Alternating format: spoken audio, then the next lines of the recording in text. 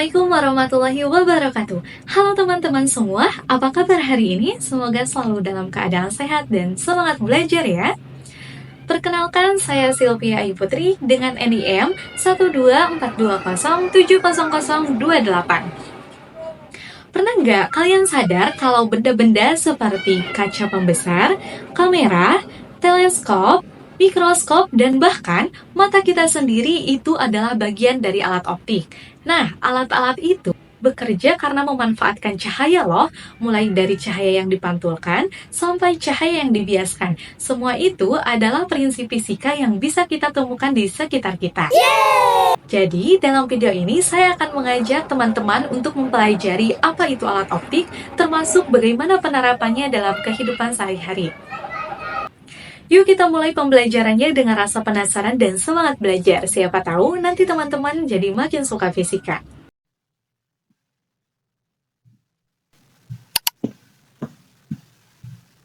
Ini dia peta perjalanan kita hari ini.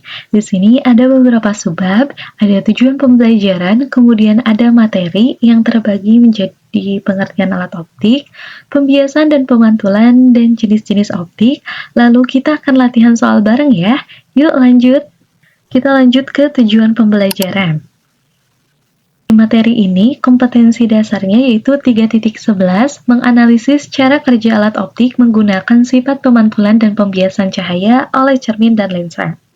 Ada 3 tujuan pembelajaran, diantaranya yang pertama, peserta didik mampu membandingkan fungsi berbagai alat optik dan penerapannya minimal 2 contoh dalam kehidupan sehari-hari berdasarkan bahan ajar dengan tepat. Kemudian yang kedua, peserta didik mampu menguraikan konsep pemantulan dan pembiasan cahaya melalui contoh peristiwa sehari-hari berdasarkan hukum fisika dengan runtut dan benar. Dan yang ketiga, peserta didik mampu menganalisis cara kerja alat optik seperti mata, lup, mikroskop, kamera dan juga teleskop berdasarkan jalannya cahaya melalui lensa dan cermin dengan tepat sesuai prinsip pemantulan dan pembiasan cahaya. Jadi, kita akan mengetahui apa itu alat optik, memahami sifat pembiasan dan pemantulan cahaya, menganalisis cara kerja alat-alat optik, dan pastinya kita latihan soal bareng di akhir. Siap ya? Ada yang udah pernah pegang lup atau mikroskop di laboratorium, atau mungkin pernah foto pakai kamera? Wah, kita bahas semua itu nanti. Kita lanjut ke subbab yang selanjutnya, materi pengertian alat optik. Alat optik itu apa sih? Coba pikirin benda apa saja yang membantu kita melihat lebih jelas.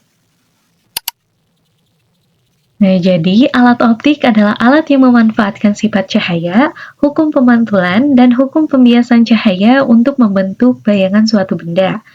Alat optik merupakan alat yang berupa prisma, lensa, dan cermin sebagai bagian utamanya, yang dimana digunakan untuk mempermudah manusia dalam melihat pada jarak pandang tertentu. Bayangkan alat ini seperti pembantu cahaya yang mengubah cahaya supaya kita bisa lihat lebih jelas, lebih besar, atau lebih jauh. Contohnya, betul, mata kita. Kalian pasti pernah pakai salah satunya kan? Kita lanjut ke materi yang selanjutnya, pembiasan dan pemantulan. Apa itu pembiasan? Sekarang kita bahas pembiasan. Teman-teman pernah lihat pensil di dalam gelas air terlihat bengkok? Nah, itu karena cahaya dibelokkan. Itulah yang disebut dengan pembiasan. Kita bahas lebih dalam yuk. Pembiasan cahaya. Pembiasan adalah peristiwa pembelokan arah cahaya ketika melewati bidang batas antara dua medium yang berbeda kerapatan optiknya. Kecepatan cahaya akan menurun saat ia merambat dari medium dengan kerapatan rendah seperti udara ke medium yang lebih rapat seperti air atau kaca. Semakin besar perubahan kecepatan cahaya saat melalui dua medium yang berbeda, maka akan semakin besar pula efek pembiasan yang terjadi. Medium yang lebih rapat bikin cahaya melambat dan arah jalannya jadi belok. Keren ya, cahaya juga bisa keliru jalan. Karena kecepatannya berubah, arah cahaya juga bisa berubah. Ilustrasinya, kalau kalian lari di aspal lalu masuk ke pasir, pasti larinya melambat dan arah bisa berubah. Cahaya juga begitu. Untuk ilustrasinya seperti ini. Saya buat persegi dulu mewakili batas antara dua medium. Misalnya, untuk yang atas ini merupakan udara, kemudian yang bawah ini merupakan air. Garis titik atau titik potong ini merupakan garis normal. Nah, ini merupakan sinar cahaya datang. Kita gambar miring dari kiri atas ke garis batas. Ketika cahaya tersebut mendekati garis normal, maka cahaya yang awalnya lurus itu akan menjadi belok, akan dibelokkan. Ini merupakan cahaya bias. I merupakan sudut datang, R merupakan sudut bias. Jadi arah sinarnya berubah karena medium yang dilalui beda kerapatannya. Lanjut ke pemantulan. Apa itu pemantulan? Kalau tadi cahaya dibelokkan, sekarang kita bahas cahaya yang dipantulkan. Kalau pemantulan, ini lebih familiar. Setiap hari kita lihatnya pas bercermin. Cermin adalah contoh paling sederhana dari pemantulan. Kita lihat seperti apa prosesnya. Pemantulan cahaya. Pemantulan dalam alat optik terjadi ketika cahaya mengenai permukaan pemantul seperti cermin dan kemudian dipantulkan kembali ke medium asal tanpa menembus permukaan tersebut.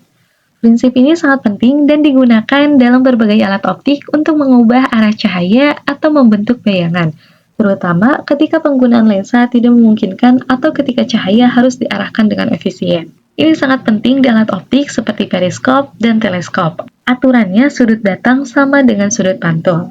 Untuk ilustrasinya, kita mulai dari garis persegi. Di sini ada cermin datar. Kemudian saat sinar datang ini ditarik dari kiri atas menuju cermin, akan menghasilkan sinar datang melalui fokus, kemudian akan menghasilkan sinar pantul. Sinar pantul ini kita gambar dari titik jatuh cahaya ke arah kanan atas. Sudutnya harus sama besar dengan sinar datang. Ini menunjukkan hukum pemantulan. Cermin membantu mengarahkan cahaya sesuai kebutuhan alat optik. Yang di sini F merupakan fokus dan juga C itu merupakan pusat kelengkungan. Lanjut, nah alat optik juga bisa dihitung secara matematis. Ada rumus untuk mencari jarak bayangan dan pembesaran. Ini sering keluar di soal loh, yang penting teman-teman tahu makna simbolnya dan cara menghitungnya. Nanti kita coba latihan. Untuk mencari di mana bayangan terbentuk, kita pakai rumus lensa 1/F sama dengan 1/S sama dengan 1/S aksen, yang dimana F merupakan fokus, S merupakan jarak benda, dan S aksen merupakan jarak bayangan, yang dimana ketiga ini untuk satuannya itu cm. Kemudian rumus pembesaran bayangan itu M sama dengan H aksen per H sama dengan min S aksen per S, yang dimana H aksen itu merupakan tinggi bayangan, H merupakan tinggi benda, S aksen merupakan jarak bayangan, dan S merupakan jarak benda. Coba deh, kalau M-nya negatif, artinya apa? Ya, bayangannya terbalik. Sedangkan kalau M-nya positif, maka bayangan yang terbentuk itu tegak. Di sini ada jenis bayangan dan juga sifat bayangan dari berbagai alat optik. Untuk alat optik loop, mikroskop, dan juga teleskop, jenis bayangan yang terbentuk itu bersifat maya, kemudian sifat bayangannya itu tegak dan juga diperbesar. Kemudian untuk kamera, jenis bayangannya itu nyata, dan sifat bayangan yang terbentuk itu terbalik dan juga diperkecil. Kita lanjut ke subbab selanjutnya, jenis-jenis alat optik. Kita akan bahas 5 jenis alat optik, diantaranya itu ada mata, loop, mikroskop, kamera, dan juga teleskop. Yuk kita kenali satu persatu. Mata adalah alat optik alami dari Tuhan. Kerjanya mirip kamera, ada lensa, diafragma, dan layar atau retina. Bagian penting dan juga fungsinya, kornea itu merupakan lapisan luar yang dimana digunakan untuk membelokkan cahaya masuk untuk pertama kali. Kemudian, pupil itu merupakan celah tempat cahaya masuk, yang dimana bisa membesar atau juga bisa mengecil. Kemudian ada lensa mata, itu ada lensa cembung yang bisa mengatur fokus atau akomodasi, dan juga ada retina, yaitu layar di belakang mata tempat bayangan terbentuk. Sifat bayangan di retina itu ada nyata, terbalik, diperkecil. Otak kita yang menerjemahkannya menjadi tegak. Untuk ilustrasinya seperti ini. Ini merupakan bola mata. Kemudian yang biru ini merupakan iris mata, yang hitam merupakan pupil, Nah, saat mata kita melihat sebuah objek, kemudian cahaya itu masuk ke pupil mata kita, maka bayangan yang terbentuk itu akan terbalik dan diperkecil. Nah, tetapi otak kita itu akan otomatis membalikannya supaya kita lihat dengan benar. Nah, kita lanjut ke jenis alat optik yang kedua, yaitu lup atau kaca pembesar. Lup atau kaca pembesar. Lup itu alat kecil yang membantu kita melihat benda kecil jadi besar. Nah, bagaimana bayangan yang terbentuk? Benda diletakkan dekat dengan lensa di dalam jarak fokus. Bayangan yang dihasilkan bersifat maya, tegak, dan diperbesar. Kegunaannya yaitu untuk membaca tulisan kecil, melihat komponen jam, dan memeriksa perangko atau batu mulia. Prinsip dari lup ini, benda diletakkan di antara fokus dan lensa sehingga cahaya dibiaskan melebar. Untuk ilustrasinya seperti ini. Ini merupakan lup atau kaca pembesar, kemudian ini merupakan objek yang akan kita lihat, yaitu sebuah jam. Saat cahayanya masuk, maka objek yang akan kita lihat itu menjadi lebih besar. Kita lanjut ke jenis alat optik yang ketiga, yaitu mikroskop. Kalau lup itu untuk memperbesar satu kali, mikroskop bisa 2 kali. Pertama, bayangan nyata terbentuk lewat lensa objektif, lalu diperbesar lagi lewat lensa okuler. Kalau mikroskop, kita pakai 2 lensa, objektif dan okuler. Mikroskop ini berguna untuk mengamati benda-benda yang sangat kecil yang tidak bisa dilihat mata telanjang, misalnya seperti sel dan juga bakteri. Ilustrasinya, ini merupakan mikroskop. Ini merupakan objeknya. Yang di atas ini merupakan lensa okuler yang dimana lensa yang dekat dengan mata pengamat berfungsi seperti lup untuk memperbesar bayangan dari lensa objektif. Kemudian yang di bawah ini merupakan lensa objektif yang dimana lensa dekat dengan objek membentuk bayangan nyata terbalik dan diperbesar atau pembesaran pertama.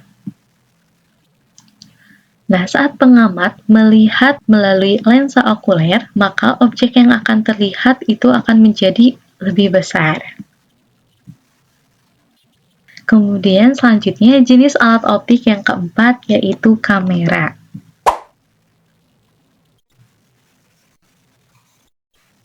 Kamera itu alat optik buatan manusia yang prinsipnya mirip mata. Ada lensa cembung, diafragma, dan sensor. Cahaya dari objek difokuskan oleh lensa, lalu bayangan ditangkap oleh sensor. Bayangan di kamera itu nyata dan terbalik.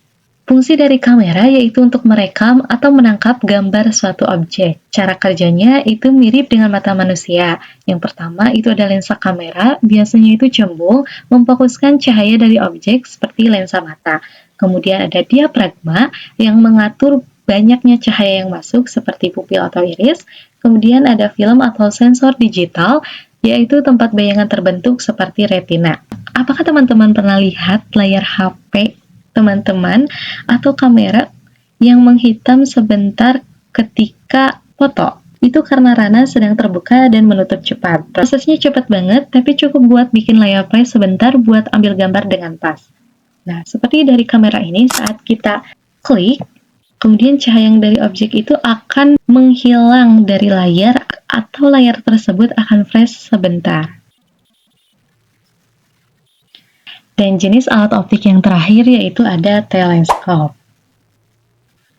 Teleskop akan membantu kita untuk mengamati benda-benda yang letaknya sangat jauh, misalnya seperti bintang, planet, bulan, dan pemandangan jauh. Ada 2 jenis dasar teleskop. Yang pertama itu ada teleskop teropong bias yang menggunakan lensa, di mana menggunakan kombinasi lensa cembung, yaitu objektif dan okuler. Contohnya teropong bintang sederhana. Kemudian yang kedua itu ada teropong pantul yang menggunakan cermin cekung besar sebagai objektif untuk mengumpulkan cahaya. Nah, jadi fungsinya itu adalah untuk mengumpulkan cahaya sebanyak mungkin dari benda jauh dan memperbesarnya. Ini ilustrasinya ya. Ini merupakan alat teleskop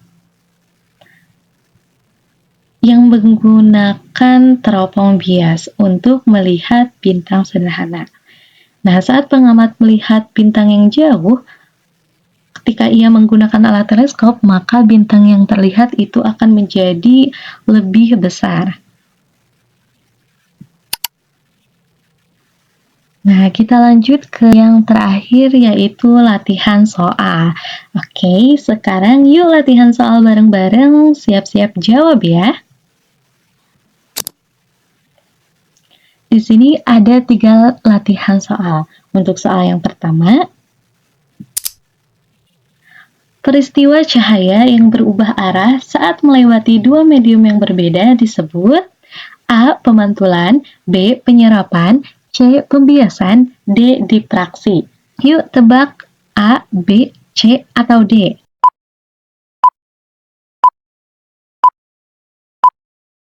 Jadi kita bisa langsung melihat jawabannya. Untuk jawabannya yaitu C. Pembiasan. Bisa kita lihat saat cahaya yang berubah arah melewati 2 medium yang berbeda,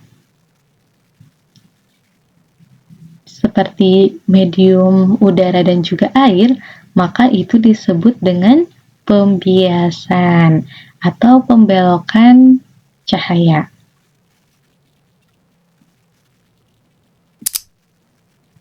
Kemudian kita lanjut ke soal yang kedua. Selanjutnya, bayangan yang dihasilkan oleh loop bersifat A. Nyata, terbalik, diperbesar, B. Maya, tegak diperbesar, C. Maya, terbalik dan diperkecil, D. Nyata, tegak dan diperbesar. Ayo teman-teman pilih jawabannya A, B, C, atau D.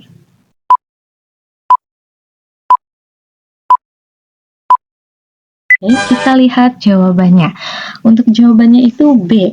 Bayangan yang dihasilkan oleh loop bersifat maya, tegak, dan diperbesar.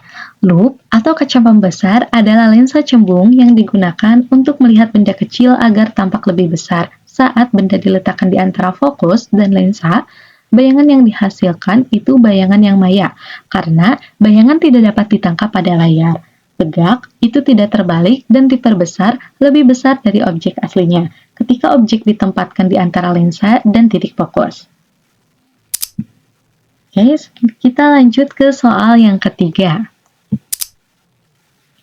Lensa cembung atau konvergen, sebuah benda diletakkan 30 cm di depan lensa cembung yang memiliki jarak fokus 10 cm.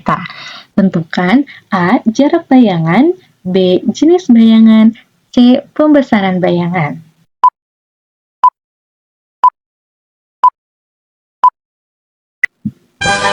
Untuk jawabannya, untuk menjawab soal ini, kita lihat ilustrasinya.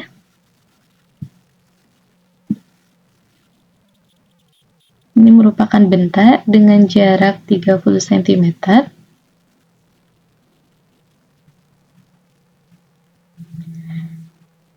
Nah, saya sudah bantu hitungkan ya untuk S-aksennya yaitu 15 cm. Jadi bayangannya itu nyata di belakang lensa dengan menggunakan rumus 1/F sama dengan 1/S sama dengan 1/S aksen. Kemudian untuk menjawab jenis bayangannya yaitu bayangan yang dihasilkan nyata, terbalik, dan diperkecil.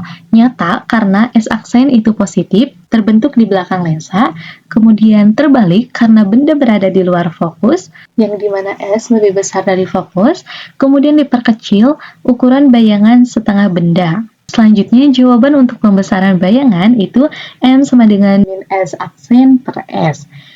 Untuk hasil S-aksennya yaitu 15, kemudian untuk S-nya yaitu 30. Jadi, 15 dibagi 30 sama dengan min 0,5. Yang artinya bayangannya itu terbalik. Nah, untuk menjawab soal ini, perhatikan rumusnya ya. Ini penting banget untuk ujian. Terima kasih teman-teman, semoga penjelasan hari ini bikin teman-teman lebih paham tentang alat optik. Jangan lupa latihan soal dan pahami konsep pembiasan serta pemantulan ya. Wah, nggak terasa ya kita udah selesai bahas alat optik, mulai dari mata, kaca pembesar, mikroskop, kamera, dan teleskop. Semua mempunyai prinsip kerja yang keren. Terima kasih karena sudah menonton video ini dari awal hingga akhir. Semoga bermanfaat dan sampai jumpa di pelajaran fisika berikutnya. Wassalamualaikum warahmatullahi wabarakatuh.